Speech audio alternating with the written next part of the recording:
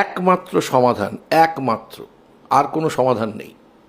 একমাত্র সমাধান হচ্ছে ওই যে 15,000 কত বলছে, ওই 15,000 কতকে এই যত লোক টাকা খেয়েছে তাদের প্রত্যেকের সম্পত্তি ক্রোক করে 2 কোটি করে টাকা দেওয়ার কথা আমি 7 তারিখে বলে আসছি, 7 তারিখে বলেছি, 9 তারিখে বলেছি, আজকেও আপনাদের এখানে বললাম, যেদের প্রত্যেকের নামে 2 কোটি, এরা হাতের ময়লা ওদের, ভারতবর্ষের দ্বিতীয় বৃহৎ বড়লোক দল, হাতের ময়লা। 15,000 লোককে 2 কোটি করে টাকা দেওয়াটা ওদের কাছে হাতের ময়লা, কিন্তু সেটা রাজকোষ থেকে দেওয়া যাবে না, আমার ট্যাক্সের টাকায় দেওয়া যাবে না, দিতে হবে ওই সমস্ত নেতা মন্ত্রীদের সম্পত্তি ক্রোক করে